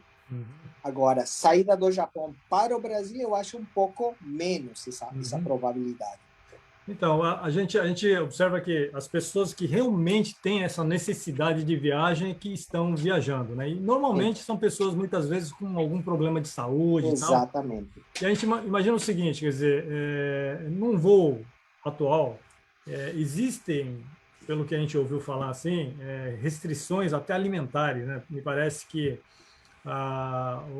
os voos têm preparado comidas, assim, já... É o chamado PF, né? Já vem envelopado, tal, tudo bonitinho, tal, para que não haja um contato direto. Como é que tem sido isso? Não sei se o Túlio poderia responder isso, mas assim, claro. existe isso porque, por exemplo, numa classe executiva você pode estar fazendo o pedido, a pessoa prepara, tal. como é que isso acontece no geral hoje, em função Claro. dessa pandemia toda? Então, Alimentação dentro do avião. sim, com relação a isso, é o que você acabou de falar, Escalação.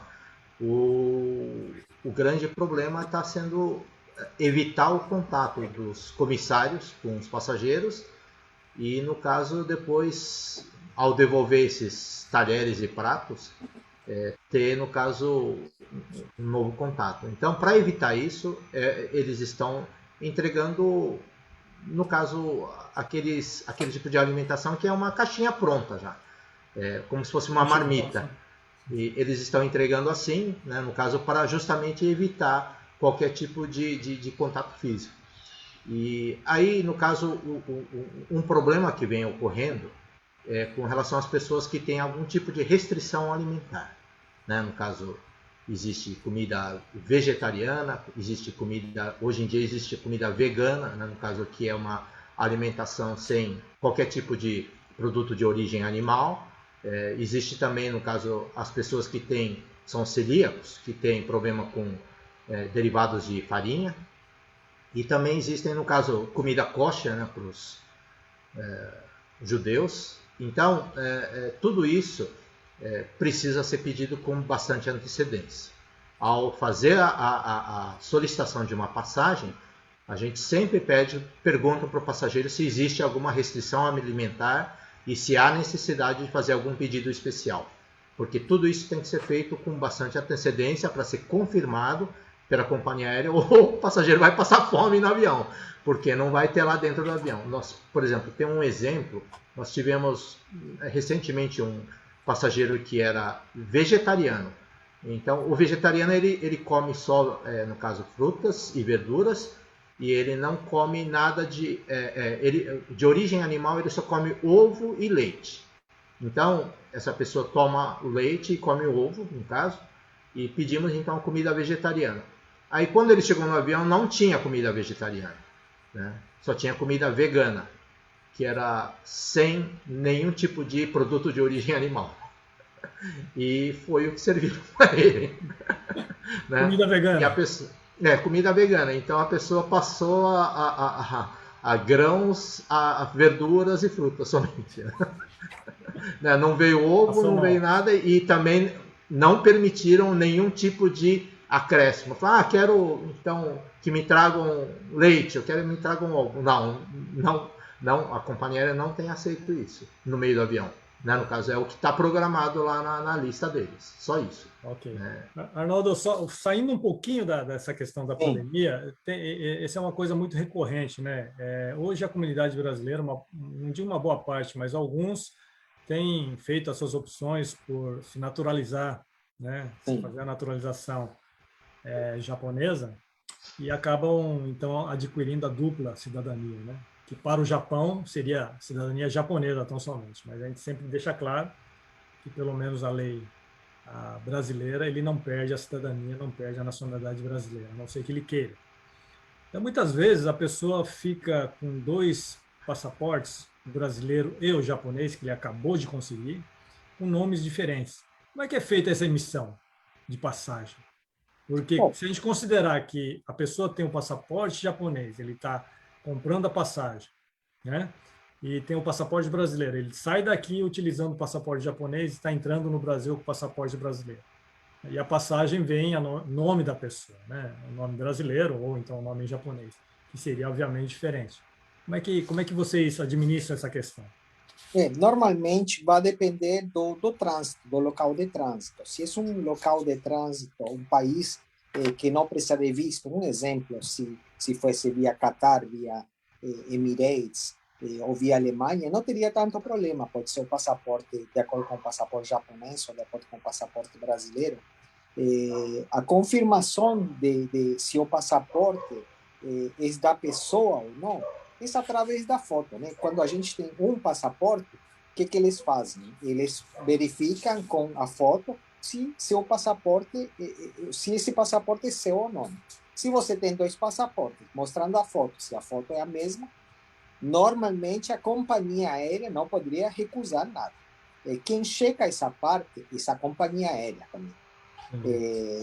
quando sai daqui do Japão, na imigração, vai apresentar apenas o passaporte japonês. Então, não teria problema nenhum.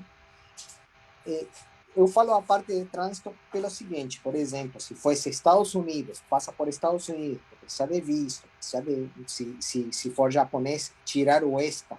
Então, aí seria melhor fazer coincidir o passaporte japonês com o ESTA e a passagem. Essa seria a melhor forma para não ter problemas. Uhum. Mas a companhia aérea aqui no Japão, pelo menos, ela não tem nenhum requisito, por exemplo, tem que ser com tal passaporte. Né? De qualquer jeito, eles verificam sempre com os dois passaportes, o japonês e o brasileiro. Perfeito. E o mesmo nome estando diferente, a verificação do passaporte, se é da pessoa ou não, é através da foto sempre.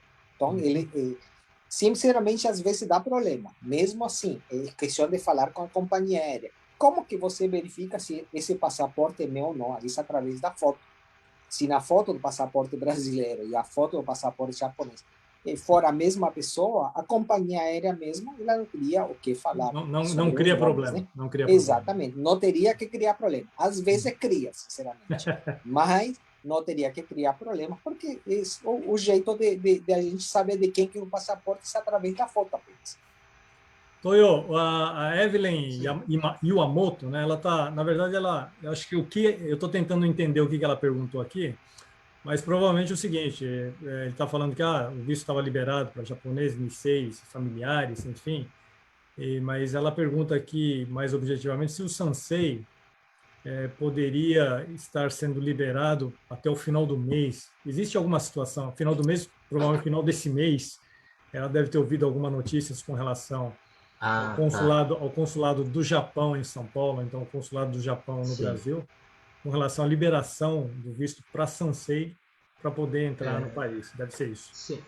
Então, eu acho que assim, o que ela falou é que, no caso, para o Nisei, o consulado do Japão está ainda aceitando o pedido. Os procedimentos são um pouco mais complicados, mas está aceitando. Agora, para o Sansei, nesse momento, ainda, em alguns casos, tem, no caso, dificultado. Então, acho que é isso que ela deve estar perguntando.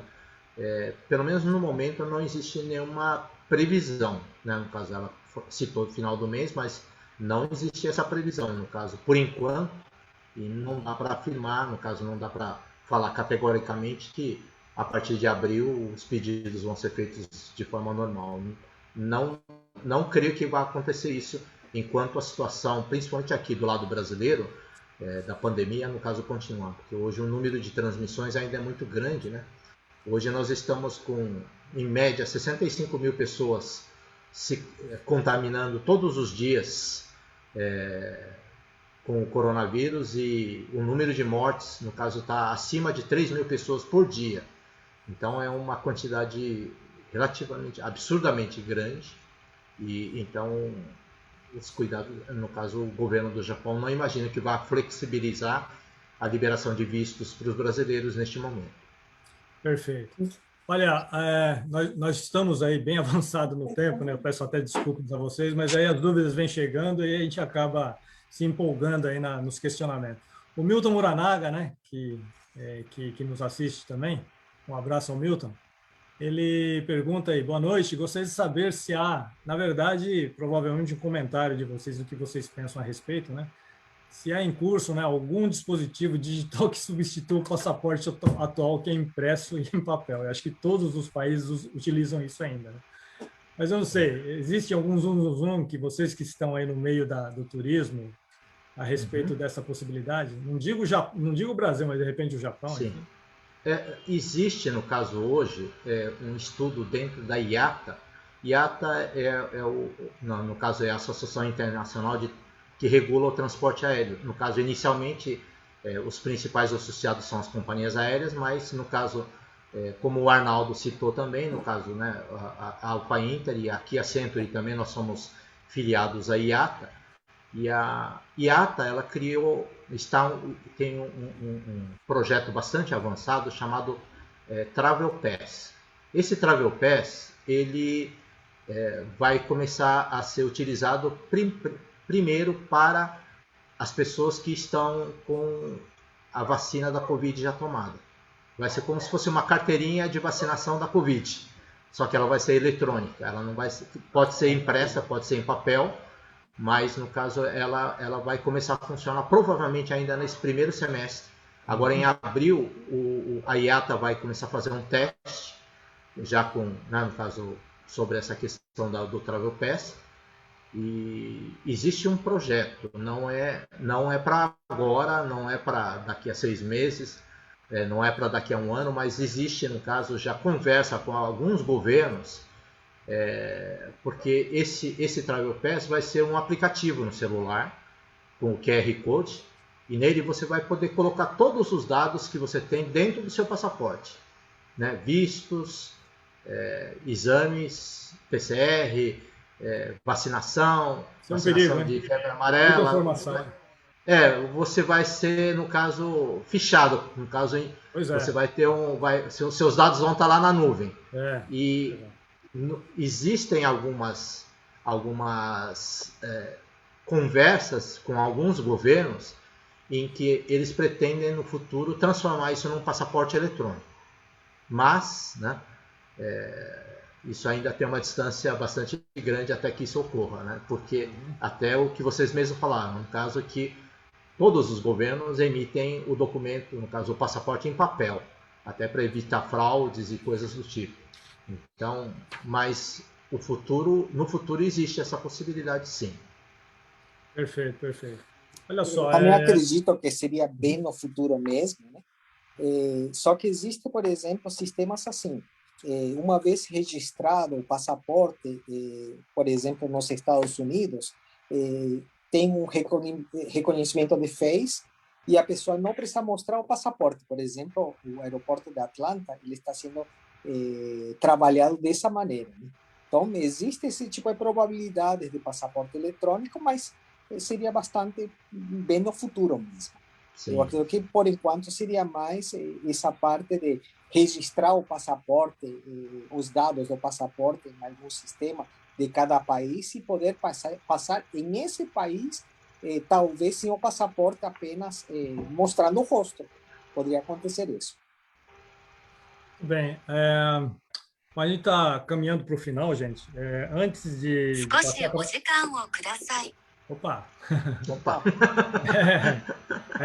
É alguém chamando você já. Opa. Já vamos terminar. Mas, enfim, antes de passar para que vocês possam fazer seus comentários finais aí acerca das dicas, né? Os procedimentos e os cuidados que nós temos que ter agora para poder viajar, eu só queria registrar uma reflexão assim, recente que foi publicada na revista The Economist, né? Que traça interessantes assim, previsões, eu diria assim, bem realistas, né? Ele diz que os hotéis, na matéria diz que os hotéis de trabalho pós-pandemia, né, desaparecem pelo menos 50%, que viagens de congresso ou reuniões de trabalho nunca voltam a ser como eram antes, e se puderem ser feitos online, evidentemente. O turismo de trabalho praticamente desaparece e as chamadas se tornam chamadas de vídeo. Por outro lado, o turismo para entretenimento retorna plenamente fortalecido no segundo semestre de 2021, sempre acompanhado de muita tecnologia em sua operação, desde a compra, a operação e as experiências a serem recebidas. As pessoas apreciam, mais do que nunca, visitar o natural, mas com soluções altamente tecnológicas, locais mais remotos, experiências mais autênticas, suportadas com assistência digital 24 horas por dia, 7 dias por semana, ou seja, tecnologia. Enfim, essa é uma situação assim, bem interessante, porque nós estamos no meio da pandemia, a gente não sabe quando vai terminar isso, a gente espera que seja logo, mas é uma reflexão interessante que acho que vocês, dentro da empresa de vocês, também estejam fazendo, né? Então, assim, a gente gostaria que vocês pudessem estar fazendo as suas últimas considerações, né, com relação às dicas da parte lá da Century Travel do Brasil, né, através do TOI. e da Alphaender, do Arnaldo Chioak, para a gente poder caminharmos aí para o final da nossa live de hoje. Estou errado? Quer começar? Sim, claro. Bom, primeiro eu gostaria de agradecer a paciência de vocês aí que estão ouvindo a gente. Já são aí no Japão 10 horas da noite, 10h10 da noite, e imagino que todos estejam cansados, o pessoal está querendo jantar, então agradeço a paciência, ter ouvido a gente. Acredito que foram informações que ajudaram de alguma forma vocês, no caso, na orientação sobre a questão do planejamento da viagem. Nesse momento, devido à questão da pandemia, infelizmente a situação vai mudando dia a dia, então não há como fazer previsão, não há como dizer que as regras passadas hoje, a situação passada hoje, amanhã vai continuar a mesma coisa ou não. Então, peço para que vocês procurem um agente de viagem para terem mais informações mais claras, porque ele é, no caso, o ponto de apoio de vocês para esse período tão difícil para poder, no caso, realizar viagens. Aqui no Brasil, como eu falei agora há pouco, a situação da pandemia ainda está ruim. Nós, aqui no Brasil, pelo menos da semana passada para esta semana, teve uma pequena melhora na situação da pandemia. No caso, o número de internações nos hospitais caiu um pouco, não é um percentual tão grande, mas caiu um pouco, está melhorando. A vacinação no Brasil está avançando. Para quem não tem a informação ainda, nós já estamos com quase 30 milhões de pessoas vacinadas. São médicos, paramédicos e pessoas de idade. No caso, o Ishikawa-san tinha dito sobre a questão dos idosos. Hoje aqui, por exemplo, no estado de São Paulo, nós estamos vacinando as pessoas com idade entre 65 e 66 anos. E em outros estados, no caso, já tem populações de 60 anos sendo vacinadas. Então, acredito eu que no primeiro semestre deste ano de 2021, nós teremos uma pequena melhora na condição sanitária do Brasil. Né? Eu gostaria de, no caso, passar a minha imagem, no caso, mensagem de fé, de esperança para vocês, né? E peço para que, mesmo estando aí no Japão, vocês se cuidem, porque o coronavírus é um inimigo invisível que, infelizmente, chega na nossa casa sem avisar, e hoje já não tem mais essa questão da idade. Né? Antes a pessoa falava, mas eu sou jovem, então eu não tenho problema com o coronavírus. Né? Hoje, com essas variantes novas, infelizmente, no caso, todos nós temos que nos cuidar. Né? Só para vocês terem um exemplo, hoje mais de 60% dos internados no Brasil são pessoas abaixo de 40 anos. Então, precisamos nos cuidar. Tá? Muito obrigado, né? E até uma próxima oportunidade. Aí. Muito obrigado, Ishikawa-san. Muito obrigado também ao Weber aí, que está surgindo aí agora na tela. Só para mandar um abraço, fazer um registro aqui para o Edilson Quinjo, né, que está sempre aqui na nossa audiência. O Celso Matinaga também está nos assistindo. Um abraço. Ao Silvio também. Arnaldo, por favor. Bom, agradecendo a participação de todo mundo, agradecendo o tempo, né? Bastante tarde já, o pessoal deve estar com um pouco de sono também. A mulher está brava, hein? Né? E a mulher aqui está um pouco brava, está, não sei, preciso cortar daqui a pouco. Bom, a dica para viajar agora é simples, é bem simples. Que o pessoal tem que pensar? Tudo pode acontecer agora, tudo pode acontecer, nada é certeza, não tem nenhuma certeza. Então, se a pessoa está pensando, não, eu preciso viajar assim, assim, assim, tal dia preciso chegar, eu quero fazer tal coisa, tudo programado, melhor não viajar. Tudo pode acontecer agora. Hoje é uma coisa, amanhã já é diferente. Não é como antes. Antes, qualquer tipo de mudança era tudo com antecedência. A gente fala, não, a partir de não sei quando vai mudar tal coisa.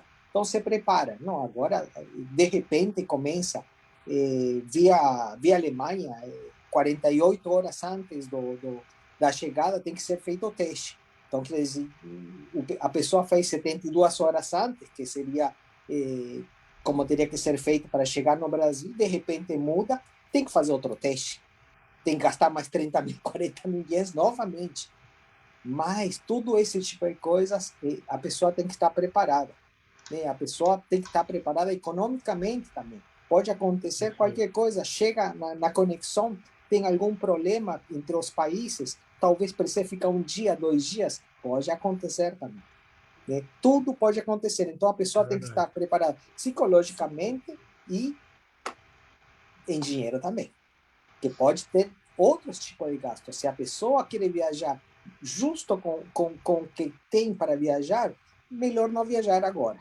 Melhor esperar passar a pandemia, poder viajar tranquilamente. Se quer viajar agora, tem que estar preparado mesmo. Né? E já, sinceramente, aconteceu de tudo até agora, nesse ano. O dia anterior à viagem, ele precisa cancelar a viagem, ou a companhia aérea muda a data, né? Ele só poderia viajar daqui a 3 dias. Vai ter que ficar, não tem opção. Né? Esse tipo de coisas ultimamente acontece. Com tal da pessoa estar preparada para qualquer tipo de coisas, vai poder viajar normal, não vai ter problema para viajar. Então, a dica seria isso, estar preparado, né? Não pensar que foi a viagem é igual que até o ano passado, o ano 2019. Agora é totalmente diferente. Então, teria que estar preparado para viajar dentro da pandemia. Se não, melhor não viajar agora. Né? Bom, agradeço a todos, então, o Weber, o Shika-san, o Toyo, arigato. Bom, presidente. Obrigado aí, Arnaldo. Presidente. Grande abraço. Eber, então você sabe que realmente hoje a gente bateu o recorde, né, de tempo, né? É verdade. Doutor Etio, hoje quero agradecer de coração o diretor Toyoharu Fuji, o diretor Arnaldo Showak. Nós tivemos um recorde de tempo, mas também um recorde de visualizações. Nós tivemos grandes visualizações, muitas perguntas, demonstrando realmente a curiosidade e também as dúvidas que tanto os brasileiros que estão aqui no Japão como no Brasil, eles têm essa dúvida para fazer essa viagem. Tem muita gente apreensivo querendo voltar ao Japão, tem muito brasileiro querendo ir ao Brasil. Eu mesmo, na verdade, o Dr. Etsu também, nós estamos postergando várias viagens em relação comercial também. Nós necessitamos ir para o Brasil, para a Europa também, né, doutor? E nós estamos postergando justamente por conta desses critérios rigorosos que estão tendo em todos os países. Mas eu acredito que daqui para frente, com a orientação de vocês profissionais, eu acredito que nós precisamos ter um pouquinho mais assim de precaução, com certeza, mas com essa live de hoje foi encorajador, né, doutor, para a gente poder, de repente, dar o primeiro passo para ir ao Brasil, para ir à Europa, mesmo que seja, né, a outros países, para a gente poder fazer as nossas negociações que estão paradas desde janeiro de 2020. Né? O Toyo falou que dentro do avião é seguro, hein? Dentro do avião. do ar-condicionado de cima e sugar por baixo, para mim, realmente foi uma novidade, assim, que eu acredito que muitos brasileiros vão ficar mais tranquilos agora, né, para andar de avião, eu tenho certeza. Então, assim, fica esse agradecimento de coração a vocês dois. E, assim, eu convido a todos, né, os brasileiros que estão no Brasil ou no Japão, vocês podem verificar que o Conselho de Cidadão aqui em Hamamatsu, né, a capital brasileira no Japão aqui, na verdade está aberto para qualquer tipo de dúvidas, curiosidade. Nós estamos aqui trazendo vários tipos, né, de apresentações em dúvidas, em qualquer tipo de assunto, nós traremos os profissionais competentes para poder fazer essas lives sempre, tá? Então, hoje, muito obrigado. E, assim, uma boa viagem a todos. Bom, pessoal, olha só, o mundo, né, está vendo esse ano como um novo começo, né, um renascimento. As pessoas vão repensar seus objetivos pessoais, de trabalho, saúde, dinheiro e o exercício da espiritualidade, né? E as grandes oportunidades estão surgindo. em meio à pandemia, para substituir exatamente os grandes negócios que fracassaram ao longo do ano. Acumular, consumir e viver pelo material vai para o lado negativo daqui para frente. A inovação, a tecnologia, o pensamento natural e lateral serão a base da nova realidade. Todos estão a tempo e no tempo, né, de encontrar novos caminhos. Na verdade, você tem apenas que encontrar a sua rota, né? Seja pessoal ou seja comercial. Gostaria muito de agradecer aí o Toyoharu Fuji, da Center Travel de São Paulo, Brasil, e o Arnaldo Shoaki, da Alpha Inter Travel de Tóquio, Japão, pela deferência na aceitação do nosso convite e a valiosa participação com importantes esclarecimentos e dicas para todos aqueles que delas precisarem. Obrigado a todos aí pela audiência, né, que nos acompanharam até agora, e também para as pessoas que estarão vendo em gravação. Eu aqui continuaremos, o presidente, continuaremos com os cuidados e protocolos, acreditando na ciência, e que muito em breve estaremos aí decolando e aterrissando em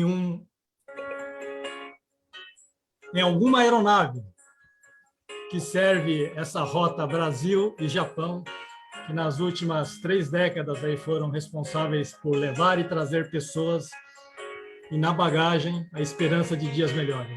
Muito obrigado e até o próximo embarque, né? Até o próximo embarque. Embarque. Até a próxima viagem.